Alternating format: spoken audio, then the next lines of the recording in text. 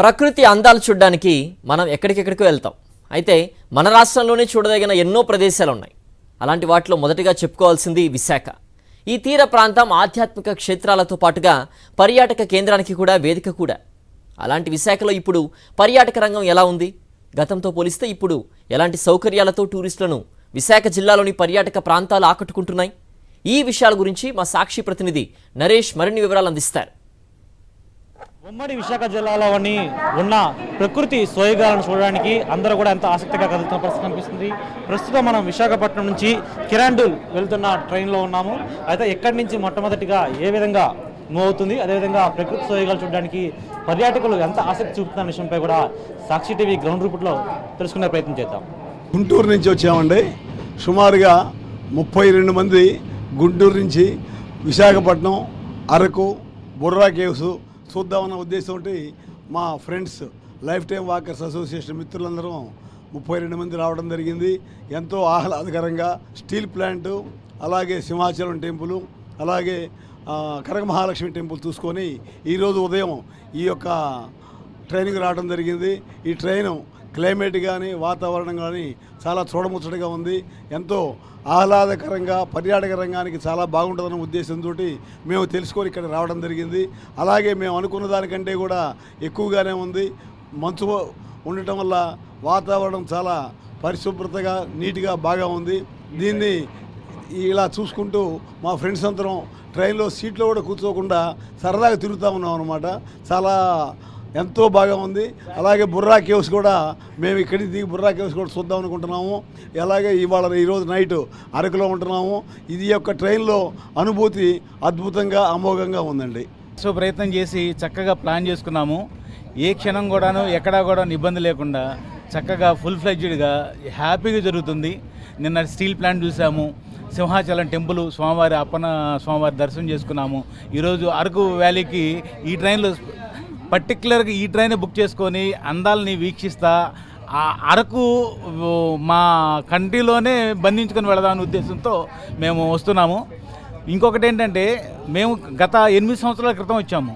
ఆ రోజుకి ఈ రోజుకి వచ్చేటప్పటికి వసతుల విషయంలో కావచ్చు, హోటల్స్ కావచ్చు, ట్రాన్స్పోర్టేషన్ కావచ్చు, అన్ని విధాలా కూడాను బ్రహ్మాండంగాను మేము ఇవాళ అనుకూలంగా ఇంట్లో కూర్చొని అన్నీ ప్లాన్ చేసుకొని వచ్చాము. మా స్నేహితులందరం కలిపి సుమారుగా ఒక 32 మంది వచ్చాము గుంటూరు నుంచి. అందరం ఎంజాయ్ చేస్తున్నాము, చక్కగా ఉంది. వాతావరణం విషయం వచ్చేటప్పటికి పర్టికులర్గా మేము ఈ ఫిబ్రవరి ఎందుకు అనుకున్నామంటే స్నోఫాల్ బాగుంటుంది. లంబసింగ్ విషయంలో వచ్చేటప్పటికి కానివ్వండి, అరకు కానివ్వండి, బొర్రా క్లేవ్స్ కానివ్వండి, వైజాగ్ సిటీ బీచ్ వ్యూస్ కానివ్వండి, అన్నీ చాలా అద్భుతంగా ఉన్నాయి. మేము చాలా చక్కగా ఎంజాయ్ చేస్తున్నాం అనమాట. ఇంకా సరే ఇవాళ అరకు ప్లాన్ చేసాం, 2 days అరకు ప్లాన్ చేసాము. బాగుంది, యాక్చువల్గా బాగుంది. ఇంకా ఈ విజిటన్ టైం బుక్ చేసుకుందే అందుకు ఫస్ట్ టైం వచ్చి నేచర్ ఎంజాయ్ చేయడానికి బాగుంది, నైస్. మేము అరకు విస్టాడోమ్ ట్రైన్లో వెళ్తున్నాం. బై రోడ్ చాలా టైమ్స్ వెళ్ళాం కానీ ఇదే ఫస్ట్ టైం ట్రైన్లో వెళ్ళడం. వ్యూస్ అన్నీ ఎంజాయ్ చేద్దాం, బాగుంటుందని మేము ట్రైన్లో వెళ్తున్నాం. విజ్డమ్ కోచ్ల నుంచి అద్దాల ట్రైన్లో ఎంతో ఉల్లాసంగా ఉత్సాహంగా కూడా ప్రయాణికులు ఇక్కడి నుంచి ప్రయాణిస్తున్న పరిస్థితి కనిపిస్తుంది. అయితే మరికొద్దిసేపట్లో ఇక్కడి నుంచి బుర్రా గుహలు చేరుకున్న తర్వాత చాలామంది ప్రయాణికులు కూడా పర్యాటకులు సైతం మొత్తం అంతా బుర్రా గుహలు దిగిన తర్వాత అక్కడ అందాలను ఆస్వాదించడానికి సిద్ధమవుతున్నారు. విశాఖ నగరం ఉత్తర దిక్కున సుమారు 90 కిలోమీటర్ల దూరంలో సముద్రపు మట్టానికి సుమారు 1300 మీటర్ల ఎత్తులో అరకు లోయకు అతి సమీపంలో ఉంటాయి బుర్రా గుహలు. బ్రిటన్కు చెందిన భూ విజ్ఞాన శాస్త్రవేత్త విలియం కింగ్ 1807లో ఈ గుహల్ని గుర్తించినట్లుగా చరిత్ర చెబుతోంది. బుర్రా అంటే ఒడియా భాషలో రంధ్రం అని అర్థం. ఈ గుహలోకి ప్రవేశ మార్గం ఓ రంధ్రంలా ఉండడంతో ఆ పేరొచ్చింది. సముద్ర మట్టానికి 705 మీటర్ల ఎత్తులో ఉండి లోపలికి వెళ్లే కొద్దీ 625 మీటర్లకు తగ్గిపోతూ ఉండడమే ఈ గుహల ప్రత్యేకత. దేశ విదేశాల నుంచి వచ్చిన పర్యాటకులను అడిగిన మా ప్రతినిధి నరేష్ మరింత సమాచారం అందిస్తారు. 50 మిలియన్ ఏళ్ల క్రితం సహజసిద్ధంగా ఏర్పడిన ఒకని గుహను చూద్దాము అంటే ఎంతమందికి ఆసక్తి ఉంటుంది? ఖచ్చితంగా ప్రతి ఒక్కరు కూడా ఎంత ఆశ్చర్యంగా చూడాలనుకుంటారు. ప్రస్తుతం అదే బుర్రా గుహలు. ప్రస్తుతం మనం బుర్రా గుహలో ఉన్నాము. అయితే అన్ని మిలియన్ ఏళ్ల క్రితం సహజసిద్ధంగా భౌగోళిక మార్పుల్లో భాగంగా ఈ బుర్రా గుహలు ఏర్పడ్డాయి. అయితే దీనిలో చూడడానికి ఎన్నో వింతలు, ప్రతి ఒక్క రాయికి ఓ చరిత్ర. అసలు ఏ విధంగా ఎంత పెద్ద గుహ ఏర్పడింది, అదేవిధంగా లోపలికి వెళ్ళిన తర్వాత పర్యాటకుల ఆసక్తి ఏ విధంగా మారిపోతుంది, మరోవైపు వారి కళ్ళలో ఆనందాన్ని ఒకసారి చూపించే ప్రయత్నం అయితే చేస్తాను. అరకు ట్రిప్లో వెళ్తుంటే అలా బుర్రా కేవ్స్ ఒకసారి రిలేట్ చేద్దామని ఇక్కడికి వచ్చాము. ఆ కింద వరకు వెళ్ళాము. ఇక్కడ మొత్తం అంతా ఎక్స్పీరియన్స్ బాగుంది. ఇక్కడ రైల్వే స్టేషన్ ఎవరైనా టూరిస్టులు వస్తే వాళ్ళకి దగ్గరలోనే బుర్రా కేవ్స్ అవైలబుల్గా ఉంది.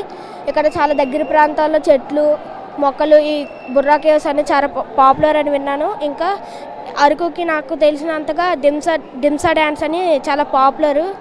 తర్వాత మా స్కూల్లో కూడా మాకు ఒక లెసన్ ద్వారా అరకు గురించి టూరిస్ట్ ప్లేస్ అని తెలిపారు. ట్రైన్ ఎక్స్పీరియన్స్ కూడా వస్తున్నప్పుడు ఆ కేవ్స్ అవన్నీ చాలా బాగున్నాయి.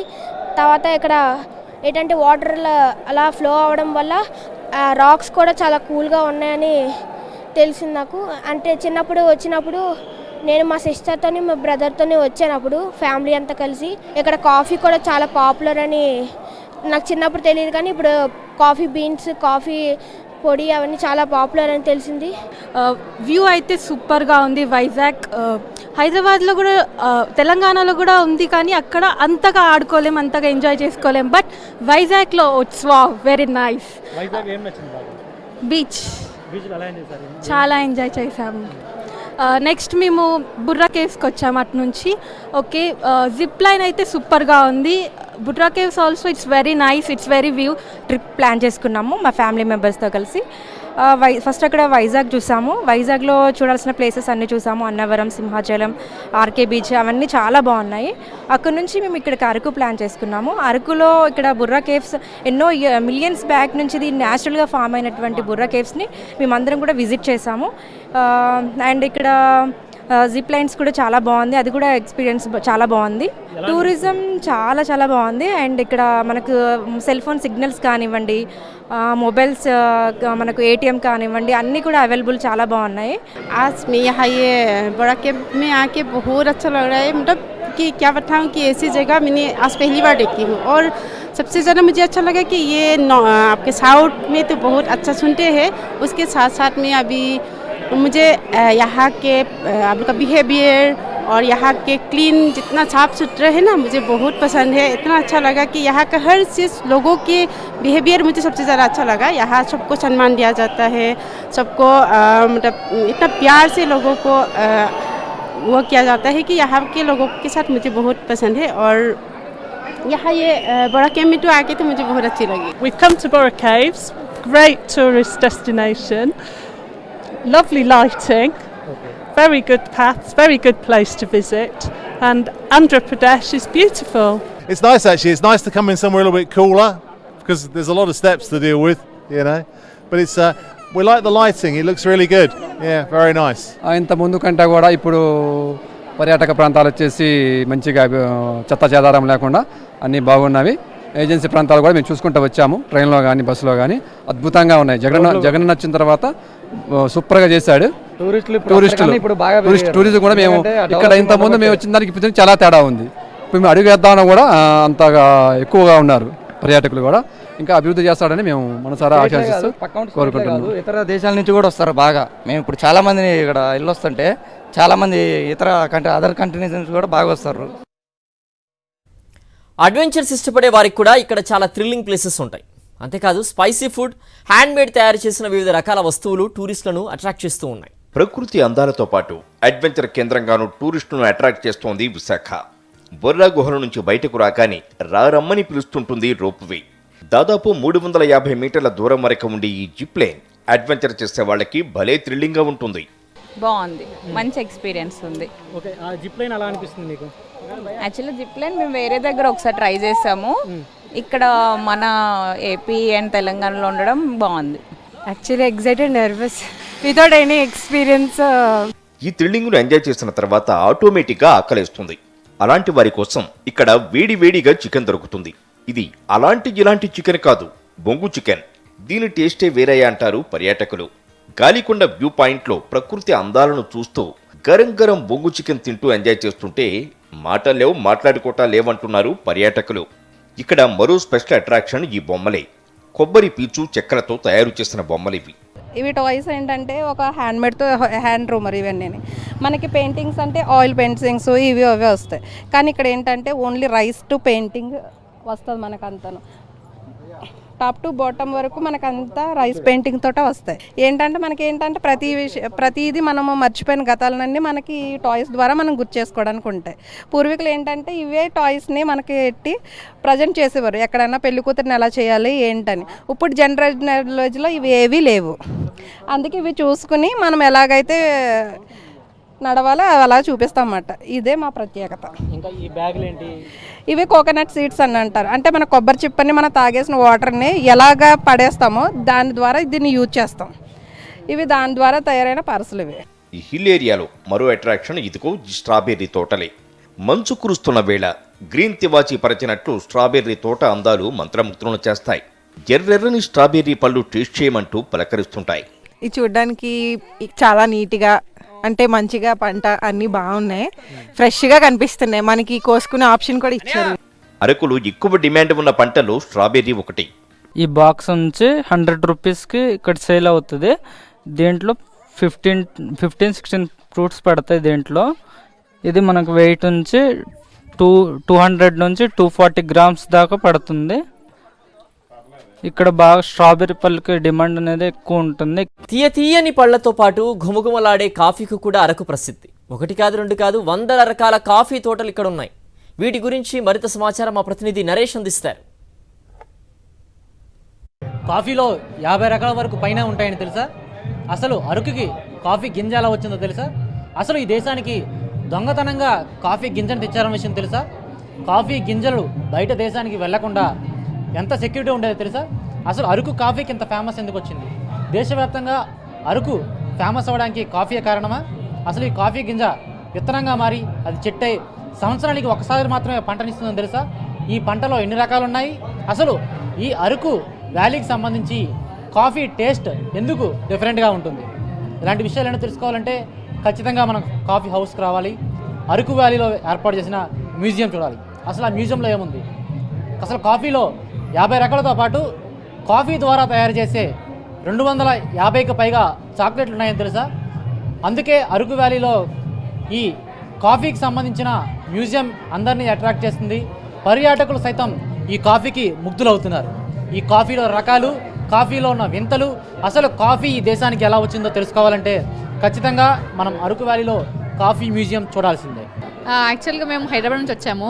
నాకు అసలు టీ, కాఫీ అలా తాగేది అది అలవాట్లేదు. కాకపోతే అరకు కాఫీకి ఫేమస్ అని చెప్తున్నారు కాబట్టి ట్రై చేద్దామని ఇక్కడ కోల్డ్ కాఫీ తాగాను. కోల్డ్ కాఫీ క్లాసిక్, చాలా బాగుంది కోల్డ్ కాఫీ. కాఫీలో ఉన్న న్యాచురాలిటీని ఎంజాయ్ చేసిన తర్వాత ఆ కాఫీలో ఉన్న అరోమాని చూసి బయట దొరికే కాఫీకి ఇక్కడ దొరికే కాఫీకి వేరియేషన్ తనకు కనిపిస్తుంది. మోస్ట్ ఆఫ్ పీపుల్స్ మనకు చాలామంది చెప్పున్నారు, మనం ఓపెన్ చేయక ముందేనే వచ్చి వెయిట్ చేస్తూ ఉంటారు అనమాట. సో మన దగ్గర దొరికే కాఫీకి ఎందుకు అంత డిమాండ్ పెరుగుతుంది, లేదంటే అంత ఫేమస్ ఎందుకంటే మన పండే కాఫీలో కూడా డిఫరెంట్ వేరియేషన్ ఉంది. ఆ వేరియేషన్ కూడా న్యాచురల్గా చేస్తాం కాబట్టి పీపుల్స్ అందరూ తాగిన తర్వాత కూడా చాలామంది న్యాచురల్గా ఫీల్ అయ్యి ఎంజాయ్ చేస్తూ చాలామంది గుడ్ ఫీడ్బ్యాక్ ఇస్తున్నారు సార్ మనకి. సో మోస్ట్ ఆఫ్ పీపుల్స్ మనకు గుడ్ ఫీడ్బ్యాక్. దగ్గర 52 రకాల కాఫీ టైప్స్ ఉన్నాయి. రోస్టింగ్ చేసే పద్ధతిలో 72-75 రకాల రోస్టింగ్స్ ఉన్నాయి. డార్క్ రోస్టింగ్ అని, లేదంటే లైట్ రోస్టింగ్ అని, డిఫరెంట్ టైప్ ఆఫ్ రోస్టింగ్ అనమాట. కొన్ని రకాలు కాఫీలు ఉంటాయి. ఆ కాఫీ ఇక్కడ అన్నీ ఆర్గానిక్. దాంట్లో మన కాఫీ ప్యూర్ కాఫీ అయితే అరబికా అండి. మన అరకు ఎక్కువ స్పెషల్ అయితే అరబికా ఎక్కువ పాపులారిటీ. స్వర్గం అంటే ఏంటి అనేవారికి సమాధానమే వంజంగి గ్రామం. పాడేరు అరకు మీదుగా 12 కిలోమీటర్లు ప్రయాణిస్తే ఇక్కడికి రావచ్చు. వంజంగిలోని ప్రకృతి రమణీయత, పర్యాటకుల ఫీలింగ్ ఏంటో మా ప్రతినిధి నరేష్ అందిస్తారు. ప్రకృతి అందాలు చూడాలంటే కొన్నిసార్లు కష్టపడాల్సిందే. అయితే ముఖ్యంగా పాడేరులోని వనజంగి ప్రాంతంలో, అంటే మనం ఇంగ్లీష్లో దాన్ని ప్రొనౌన్స్ చేసేసరికి వనజంగి అని వస్తుంది, తెలుగులో ప్రొనౌన్స్ చేసేసరికి వంజంగి అని వస్తుంది. అయితే వనానికి చాలా ఎత్తున సుమారు 4 కిలోమీటర్ల పాటు కొండ మీద నడిస్తే కానీ మనం ఈ వ్యూని చూడలేము. ఈ వ్యూ చూడడానికి ప్రతి ఒక్కరు, అంటే ముసలి ముతక కూడా చాలా కష్టపడి పైకి వస్తారు. ఎందుకంటే మనం ప్రకృతి అందాన్ని నేరుగా బంధించి టీవీలోనో లేకపోతే ఒక సెల్ ఫోన్లోనో లేదా మరి ఇతర ఫోటోలో చూడడం వేరు, న్యాచురల్గా మన కంటితో మనం చూడడం వేరు. ప్రస్తుతం వీడియో జర్నలిస్ట్ శంకర్ విజువల్స్లో చూపించే ప్రయత్నం చేస్తాడు. మన సాక్షి టీవీ స్క్రీన్ మీద చాలా కష్టపడి వనజంగి ప్రాంతానికి, అంటే కింద గ్రౌండ్ లెవెల్ నుంచి 4 కిలోమీటర్ల పాటు బై వాక్ ప్రయాణించుకొని మనం ఈ కొండ మీదకి రావడం జరిగింది. ఈ వ్యూ పాయింట్నే మనం వనజంగి వ్యూ పాయింట్ అంటాము. అయితే ఈ వ్యూ పాయింట్ని చూస్తుంటే మనకి సుమారు 4 కిలోమీటర్ కింద భాగం చూస్తుంటే మనం మబ్బుల్లో విహరిస్తున్నట్టు కనిపిస్తుంది. మబ్బులో పైన అక్కడక్కడ ఐలాండ్స్ ఉన్నట్లుగా, ఐలాండ్స్ మధ్యన ఈ మబ్బులు మొత్తం దాన్ని కమ్మేసినట్టుగా మనకు కనిపిస్తుంది. సుమారు మనం తెల్లవారుజామున 6 గంటల ప్రాంతానికి వస్తే అసలు మన కంటికి మబ్బులు మంచు తప్ప మరి ఏ ఇతర పచ్చదనం కూడా కనిపించిన పరిస్థితి. ఎందుకంటే అంత మేర ఉంటుంది. ఈ సీజన్ దాటుతున్న కొద్దీ మెల్లమెల్లగా మంచు ఉష్ణోగ్రతలు తగ్గుతూ వస్తుంటాయి. అలాంటి సమయంలోనే అంటే ఎగ్జాక్ట్గా ఇలాంటి పరిస్థితుల్లోనే ఫిబ్రవరి నెలలోనే మనకి కొద్దిపాటి వ్యూ పాయింట్ అనేది చాలా ఎక్సలెంట్గా కనిపిస్తుంది. మనం సాక్షి టీవీ స్క్రీన్ మీద చూస్తున్న ఈ విజువల్స్ ఒక అద్భుతం. నేచర్కి సంబంధించి అంటే పర్యావరణంలో ఉన్న అద్భుతాలకి ఇది ఒక నిదర్శనం. ఇలాంటి దృశ్యాలు చూడడానికి భారీ ఎత్తున కూడా మనకి ఇక్కడికి అందరూ కూడా పర్యాటకులందరూ రావడం జరుగుతుంది.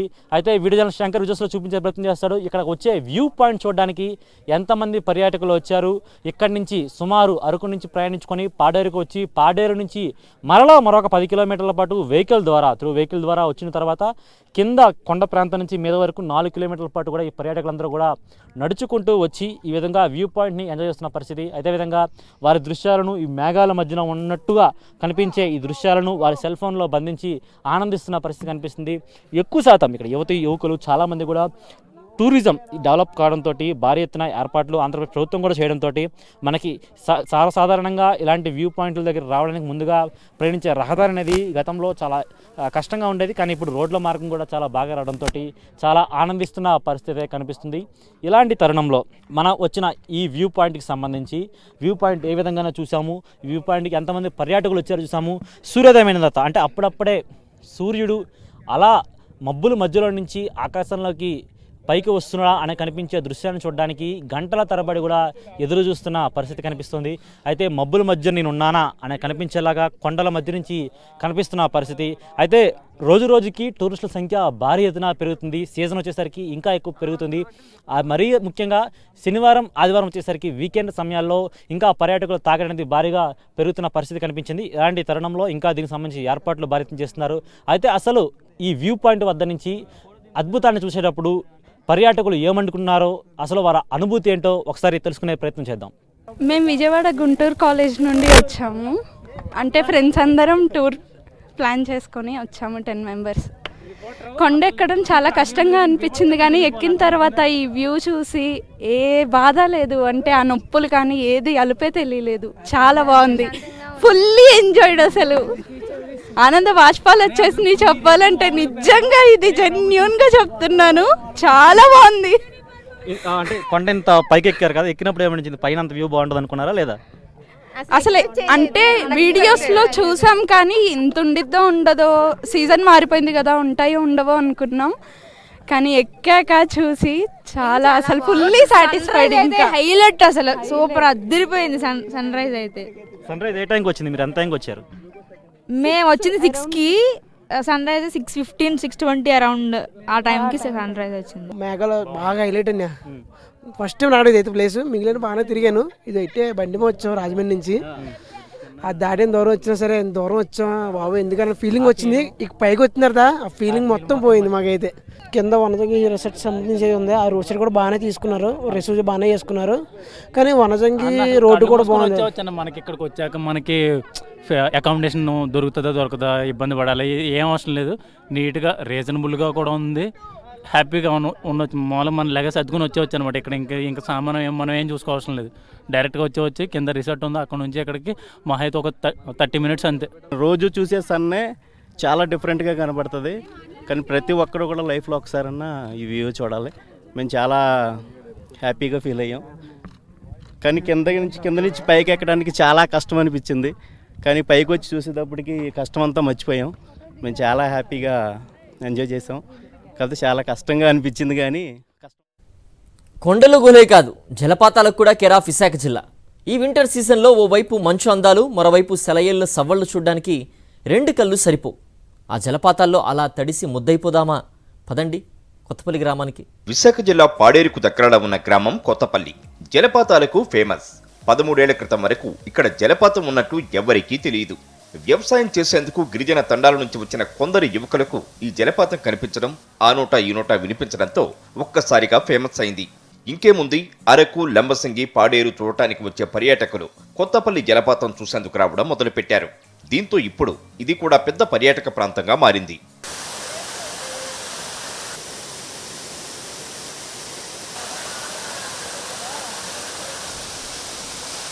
ఇక్కడి నుంచి లంబసింగి చాలా దగ్గర.